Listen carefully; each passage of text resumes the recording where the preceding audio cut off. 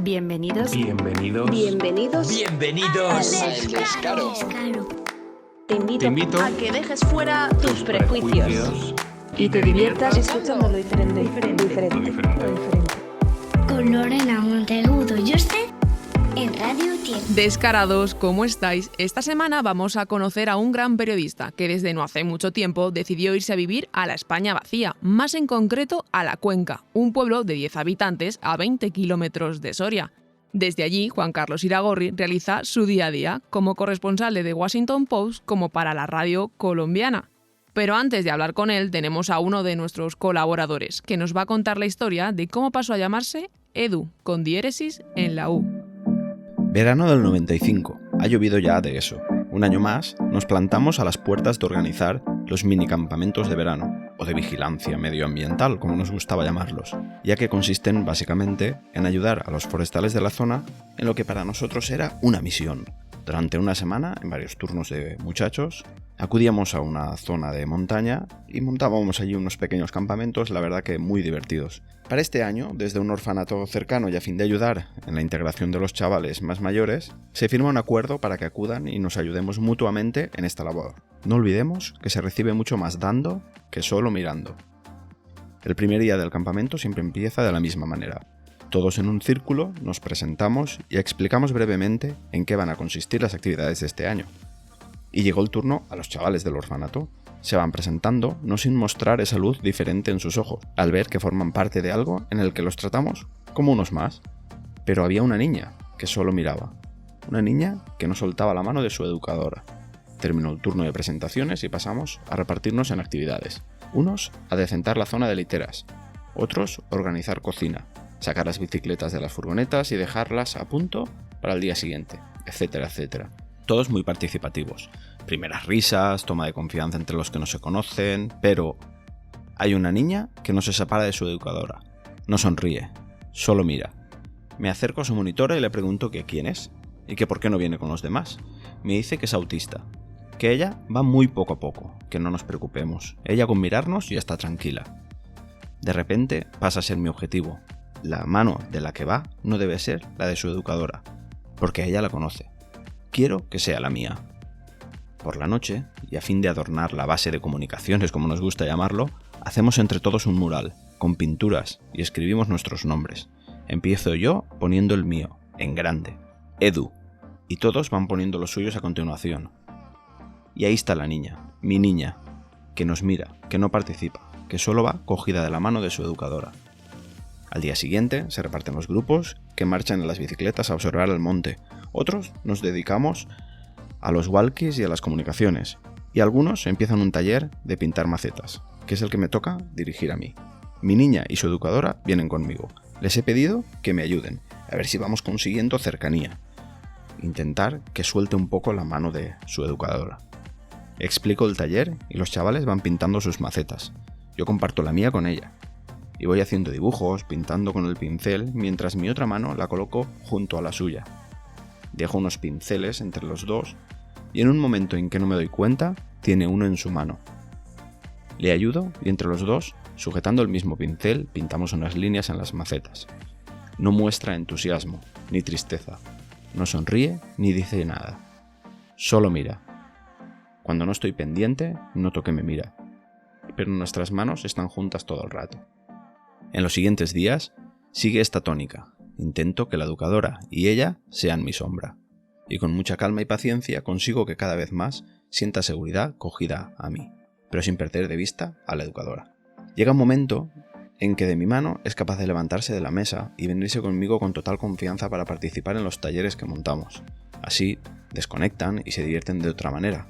La admiración con la que la educadora observa todo es increíble. Esto es un avance tremendo, me dice. Nunca ha actuado así con nadie.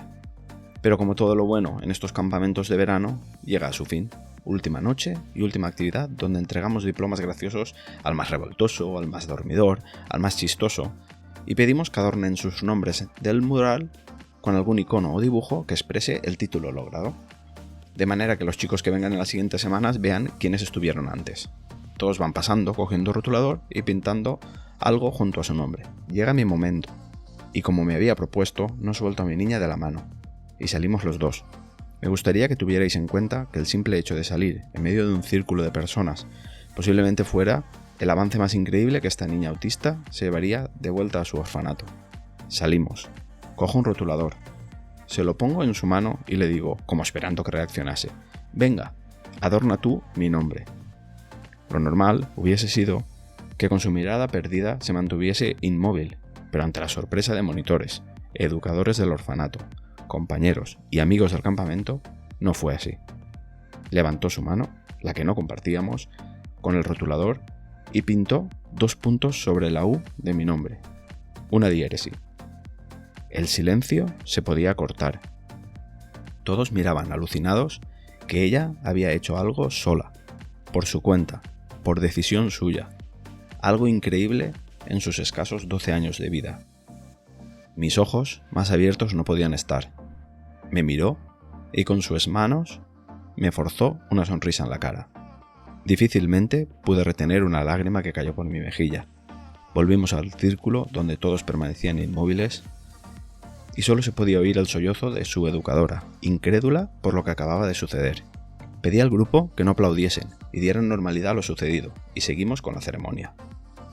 Aquella noche me fui a dormir a mi litera, no siendo aún consciente de lo que acababa de suceder ni del regalo para toda la vida que me acababan de hacer. Al levantarme la mañana siguiente para despedir a todo el grupo en los autobuses, volví a pasar por delante del mural.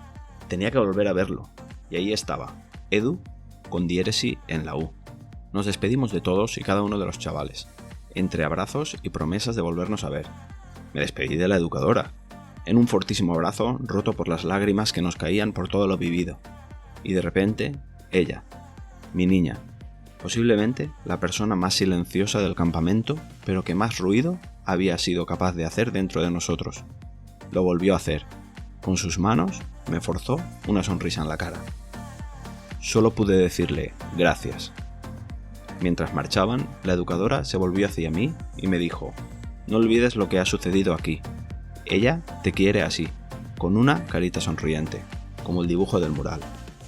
Casi flotando, volví al mural y ahí estaba, Edu, con diéresis en la U.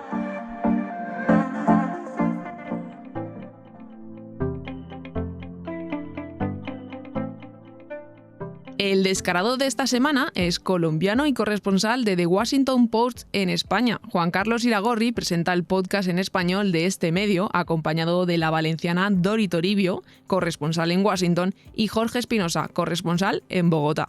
Como no deseo adelantar acontecimientos, comenzaremos con sus inicios, cuando tenía 20 años, porque él no realizó periodismo, sino derecho. ¿Qué le hizo cambiar de idea y dejar la abogacía por el periodismo? Bueno, yo estudié Derecho en Bogotá, en la Universidad del Rosario. Terminé, pero no me gradué porque quedé debiendo un examen. Sin embargo, empecé a trabajar como abogado en una empresa muy grande, Bavaria, que era la gran cervecera colombiana, una compañía muy importante que aún existe. Pero me aburrí. Revisaba contratos de obra, contratos de suministro, contratos de arrendamiento de distintas cervecerías a lo largo y ancho de Colombia, y me aburrí. Y yo tenía un bar y en 1984, 83, 84, un día llegó al bar Juan Gabriel Uribe, que era el jefe de redacción del diario El Siglo de Bogotá, un periódico pequeño, conservador, con tradición. Y como era amigo mío, le dije: mire, yo creo que me voy a suicidar si sigo trabajando como abogado, es muy aburrido. Y yo creo que yo puedo escribir de fútbol, yo creo que yo sé de fútbol. Me dijo: bueno, pues entonces tratemos de que usted entre al Siglo. Y llegué el primer día al periódico El Siglo, y el dueño, que era un político conservador llamado Álvaro Gómez Hurtado, que era el director, que había hecho periodismo por muchos años, me dijo el primer día: mire, ya no va a estar en deportes, ahora usted va a ser el jefe de la sección internacional. Naturalmente la sección internacional tenía solamente un periodista, que era yo. Y ahí, sin saber absolutamente nada, me tocó aprender a golpes y a golpes y a golpes. Y creo que es la mejor universidad en la que he estado en mi vida.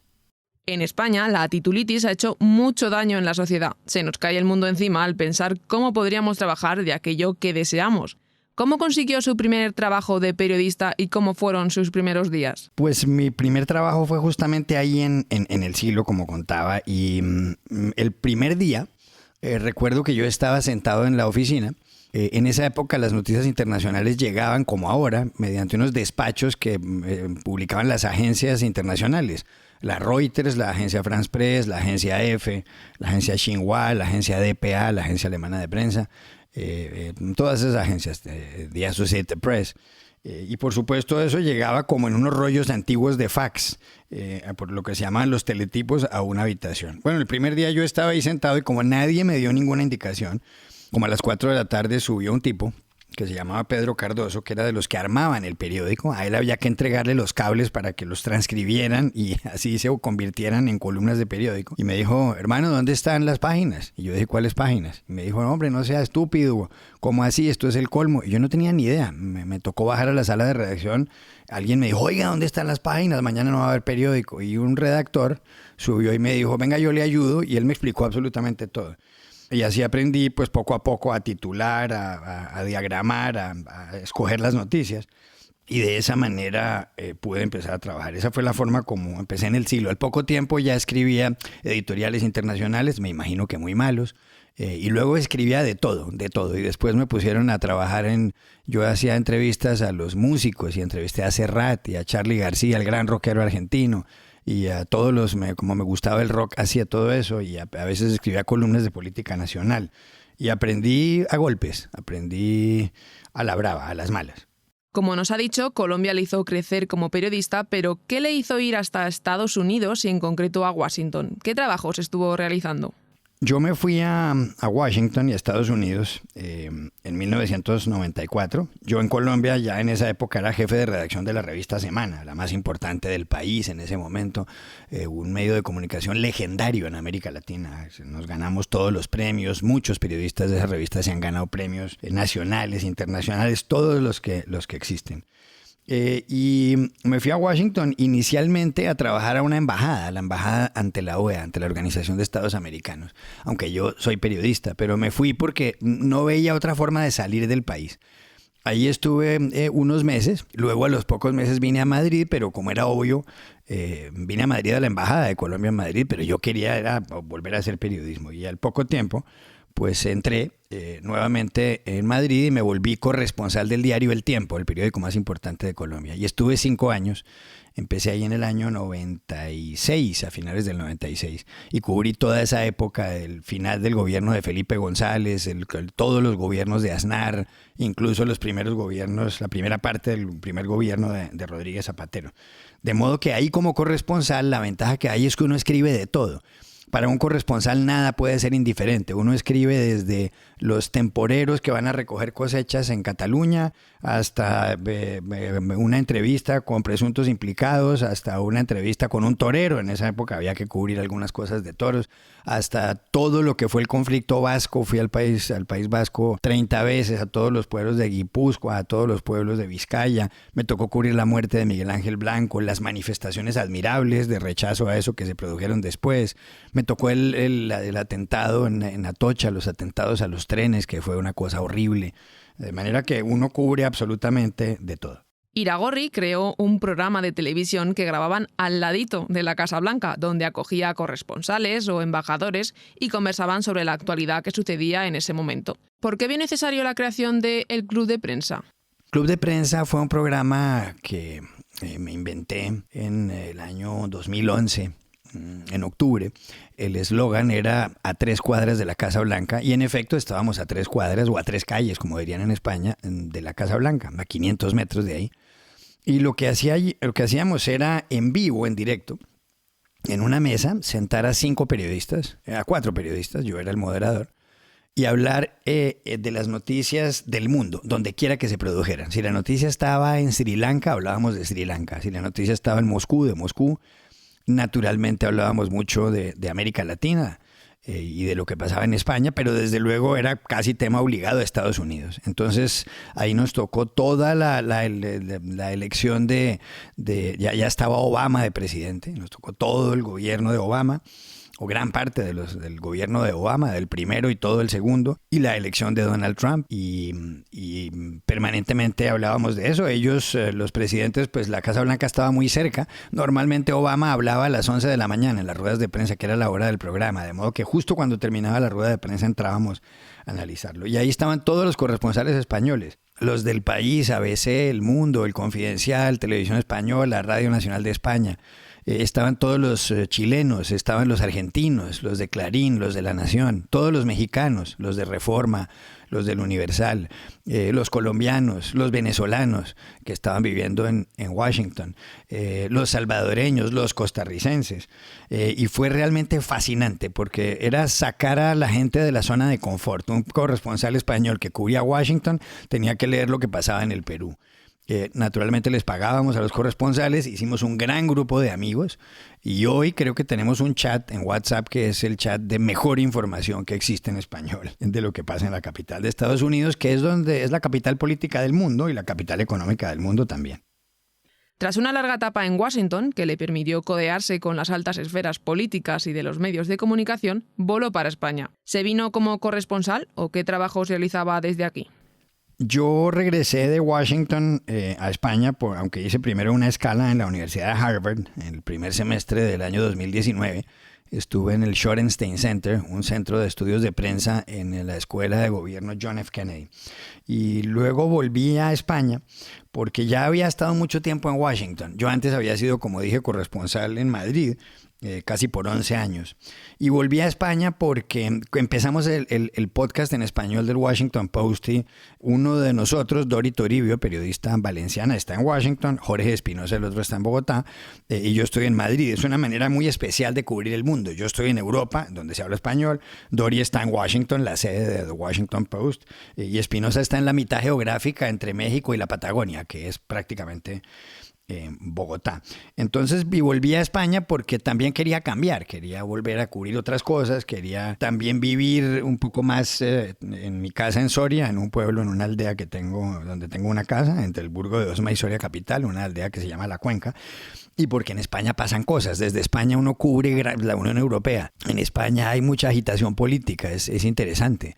España es un país con una enorme riqueza cultural. América Latina, todo lo que pasa culturalmente en España nos interesa. Una iglesia románica, unas fiestas en Valencia, las fallas, algo que pasa en Bilbao, la inauguración de un museo, las obras de literatura, todo lo que se publica en literatura, los podcasts que hacen los españoles. Absolutamente todo, los problemas sociales que hay también, que por supuesto los hay, los avances que en materia económica o las crisis económicas. De modo que por esa razón volví a España. Es en diciembre de 2019 cuando aparece el primer episodio del podcast en español El Washington Post, un formato daily, diario y con carácter internacional. Comenzó con 2 episodios a la semana y a día de hoy son 4 episodios de martes a viernes de una duración de 20 minutos. ¿Cómo han ido viviendo esa evolución y ver que funcionaba? El podcast empezó en noviembre, diciembre de 2019, a principios de diciembre. Empezó con 2 episodios a la semana, los martes y los viernes, pero luego, a los 6 meses, en el Post se dieron cuenta de que había mucha gente oyendo el podcast, de que crecía y crecía la audiencia. Y por esa razón lo pusieron de martes a viernes. El lunes no lo hacemos básicamente porque pues, nos tocaría trabajar los domingos y honestamente es muy duro. Yo creo que uno sí requiere mucho tiempo para hacer un podcast o un buen trabajo periodístico. Se requiere leer, se requiere tiempo para leer, para aprender cosas, para hablar. No puede estar uno todo el día simplemente escribiendo porque se le seca el cerebro. Entonces, esa ha sido la razón. Es un podcast que hacemos no para los países latinoamericanos, no para los hispanos en Estados Unidos, no para el mundo hispanohablante. Es decir, es para todos ellos, pero se trata no de eso, sino de las noticias del mundo. De qué pasa con Emmanuel Macron, qué pasa con Xi Jinping, qué pasa con una crisis económica en Ucrania, si es la noticia del día, qué pasa con una pelea del presidente argentino con la Corte Suprema, qué pasa con las marchas de protesta en Colombia, qué ocurre con el juicio por la muerte de George Floyd en Estados Unidos, qué pasa con un problema que tenga España en Gibraltar. Todo eso nos interesa en el podcast y ha seguido creciendo la audiencia. El país donde más nos oyen es México y después está Estados Unidos. Y luego hay un empate entre Colombia, España y Argentina, pero nos oyen en Alemania, el 2% de los oyentes los tenemos en Alemania, nos oyen en Inglaterra, nos oyen en Francia, está creciendo mucho la audiencia en República Dominicana, por ejemplo. Es curioso, de manera que la evolución ha sido muy interesante, nos seduce mucho el trabajo, nos gusta mucho el trabajo. Pero ¿sabéis qué es lo más sorprendente del Guapo? El nombre coloquial que le pusieron los oyentes al podcast. ¿Desde dónde lo graba Juan Carlos Iragorri? ¿Cómo es un día de trabajo desde la España vacía?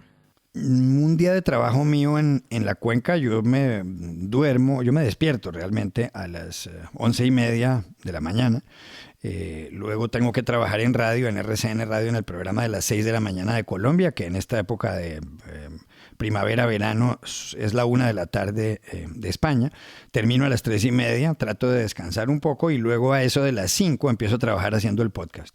Y lo termino a las 11:30 de la noche. Momento en el cual me conecto para hacer un programa de radio en Colombia y termino a las 2:30 de la mañana. A esa hora, o de la madrugada, a esa hora me envían el podcast para que lo revise y ahí termino y vuelve y juega. Vuelvo a empezar. Los ratos que tengo libres, esa parte de la tarde, tengo que leer mucho, todo tipo de páginas web, de periódicos. Y así es como ese es un día de trabajo mío aquí en la España vacía, que aunque en mi pueblo hay 10 personas, pues yo siento que estoy en la sala de redacción del Washington Post porque me suena el teléfono 40 veces, me la paso leyendo, tengo la CNN prendida, la BBC prendida, France 24 prendido, leo toda la prensa internacional, de modo que aunque no hay redactores aquí al lado, yo me siento como si estuviera en la sala de redacción de The Washington Post. ¿Por qué decidieron que la cuenca debía ser su nuevo hogar? Me gusta la cuenca porque tiene un paisaje precioso, parece un pueblo con un gran emplazamiento, parece casi un pueblo de la Toscana, porque está a solo 20 minutos de Soria, en donde tengo un despacho por si hay alguna falla del internet aquí, porque es tranquilo, porque si hago ruido nadie me oye. Porque puedo salir a caminar, a andar, porque puedo montar en bicicleta, porque me gusta ir a la tienda de una gasolinera a 10 minutos donde compro cosas, porque voy a un pueblo que se llama Abejara a hacer la compra, aunque en Soria hay un supermercado de película que se llama Leclerc, pero la señora de la tienda me conoce, me atiende muy bien, porque viene el frutero los martes a eso del mediodía y me encanta comprarle las frutas, porque hay aire puro y porque en esta época de pandemia no hay un mejor sitio en el mundo que estos pueblos españoles, en donde además los sábados uno puede salir a pasear, a ver el campo, a ver los cultivos de trigo y a ver unos pueblos fantásticos castellanos con portadas románicas en las iglesias. Con este mensaje a favor de los pueblitos de España que estamos dejando abandonados, ¿sería posible que volviera a repoblarse si hubiera mejoras en comunicaciones, la fibra, y que más profesionales pudieran realizar su labor desde allí? Yo creo que aquí sí podría haber más profesionales llevando a cabo su trabajo si hubiera mejor internet, porque a veces se cae y hay pueblos donde no hay cobertura. Entonces, si no se puede poner fibra óptica, que creo que es difícil, pues deberían poner o 5G o buscar una forma. Hay pueblos acá que han conseguido empresas privadas pequeñas que les están poniendo internet con unas torres como las que había antes o como las que hay con antenas parabólicas y funciona. Mientras aquí en España no hagan eso, acá no va a venir nadie. Los políticos dicen una cantidad de cosas, mentiras, la mayor parte de ellas, porque anuncian cosas, se rasgan las vestiduras con la España vacía y también la llaman España vaciada y no sé qué. Todo eso es mentira. Aquí podría venir mucha gente, muchos profesionales que pueden hacer teletrabajo. Arquitectos, ingenieros, contadores, lo que ustedes quieran. A vivir bien, si uno tiene cierta edad o no tiene que llevar los hijos, no quiere que el colegio esté a 2 minutos, pues puede venir sin problema. Me parece que es un esquema de vida muy agradable y uno puede, como yo, pasar parte del tiempo en Madrid, que es una de las grandes ciudades que existen. Con la vida tan ajetreada y en movimiento continuo que ha llevado por trabajo, seguro que Iragorri tendrá una buenísima respuesta a la pregunta que hacemos a todos los descarados que pasan por aquí. La pregunta del descaro es que nos cuente una anécdota profesional que sea un éxito o un patinazo, entendiendo el éxito cuando todo sale genial y el patinazo aquel momento en que todo se tuerce y no sale según lo esperado, pero se aprende una lección. ¿Qué prefiere contarnos? En una época trabajé como corresponsal en España de la revista Cambio, que originalmente era Cambio 16 en España. En Colombia abrieron un Cambio 16 América y un Cambio 16 Colombia, pero no funcionó y la revista la compró después un grupo de periodistas que estaba encabezado nada menos que por Gabriel García Márquez, que era el presidente del comité editorial. Ya Cambio casi no existía en España y un día le dije a García Márquez: maestro, mire, para conseguir entrevistas acá en España no es fácil, mucha gente no conoce Cambio con ese nombre. Cambio 16 sí, pero ya estaba muy golpeada. ¿Y qué hago? Me dijo: pues usa mi nombre. Le dije: bueno, pero ¿usted me deja usarlo con todo el mundo? Sí, dale, dile. Y entonces yo llamaba a cualquier persona y le decía, buenos días, mire, a Felipe González, presidente, me llamó esta mañana el maestro Gabriel García Márquez, por favor, hombre, no, claro, yo te doy la entrevista, ven pasado, mándale saludos a Gabo y tal, y a los 2 días yo estaba sentado con Felipe González, pero García Márquez nunca me llamó a decirme a quién entrevistar, y cada vez que me lo volví a encontrar, cuando venía a Madrid, me miraba y me decía, ajá, ¿qué es la vaina? Y así lo saludaba él a uno. Yo le decía, maestro, yo sigo dando su nombre, tú dale tranquilo, que si me llaman, yo digo que yo te llamé, ¿vale? Y así hice 1000 entrevistas sin que nunca me hubiera llamado Gabriel García Márquez. Todo era perfectamente legítimo. Yo tenía la autorización de él, desde luego, ¿no? Y yo nunca hice nada indebido, hice lo correcto y él sabía exactamente lo que estaba haciendo yo. Pero me parecía muy divertido llamar a una cantidad de gente a decirle que hacía 5 minutos se había colgado con García Márquez y que me había sugerido hacer la entrevista. Eso, la verdad, me divirtió mucho y me sirvió, me ayudó. ¿Quién pudiera decir lo mismo para conseguir entrevistas y llegar a cualquier persona, no? Por cierto, no quería dejar pasar la oportunidad de saber más sobre la actualidad y más en concreto de lo que está sucediendo en Colombia. Hombre, en Colombia hay un problema serio de un paro nacional que fue convocado por un proyecto de reforma tributaria que presentó el gobierno del presidente Duque. La gente salió a la calle, el gobierno retiró el proyecto y las manifestaciones siguen porque hay mucha pobreza. En Colombia casi 7 millones de personas viven en la miseria. 21 millones de personas prácticamente no pueden comer 3 veces al día. Es un país donde hay muchas desigualdades, pero es un país institucionalmente que ha sido muy sólido, una democracia muy sólida en Sudamérica. Colombia siempre ha pagado la deuda externa, por ejemplo. Pero también para que la gente entienda en España lo siguiente, en España hay 45 millones de habitantes. Creo que todos pagan impuestos. En Colombia hay 50 millones de habitantes. Atención, declaran renta 3.800.000 personas y pagan impuestos de renta 1.600.000 personas. Es como si en España solo pagaran impuestos los habitantes de la ciudad de Valencia y los alrededores. ¿Bien? Entonces, mientras no paga impuestos la gente, no se puede hacer nada. Y en Colombia el 60% de la gente vive en la informalidad. O sea, no tiene un trabajo estable, tiene que salir a la calle a buscarse la vida. De modo que encontrar ese equilibrio entre cómo no perjudicar a los ciudadanos, estableciendo impuestos en el Congreso de la República, en un momento sobre todo de pobreza con la pandemia, y a la vez entregarles un país mejor, con parques, con carreteras. Ese equilibrio es el gran problema de Colombia, donde además tengan en cuenta que tenemos un inconveniente serísimo, el narcotráfico. Eso genera mucha corrupción y mientras el narcotráfico produzca las ganancias que produce, no vamos a resolver ese problema, señores. Mucha gente dice que aquí la solución es la legalización, pero vayan, díganles a los señores de la Unión Europea que legalicen la droga y a los señores en Estados Unidos y luego cuéntenme a ver cómo podemos nosotros arreglar la cosa, porque solos no podremos y no es que nos echen mucho la mano tampoco. Llegamos al final de esta magnífica entrevista que ha sido todo un orgullo poder habérsela hecho, ya que es un referente para mí del trabajo bien hecho y de grandísima persona, dispuesto siempre a echar una mano, como me ha demostrado desde que lo conocí hace ya unos meses. Juan Carlos, ¿qué mensaje o consejo final le lanzarías a los descarados que nos escuchan para que se lancen a trabajar por lo que les apasiona? Yo creo que uno tiene que trabajar en lo que le gusta. La mayor parte de la gente no lo puede hacer. Yo creo que la felicidad es hacer lo que a uno le da la gana, sin molestar a los otros, pero lo que a uno le da la gana. Yo, pues con dificultades, creo que hago lo que me da la gana. Me cuesta mucho, tengo que dormir poco, a veces uno se cansa, pero para mí es fascinante mi trabajo, me seduce muchísimo. Pagaría por hacerlo. Espero que mis jefes no me oigan, pero pagaría por hacerlo. Y me parece que esa es la idea.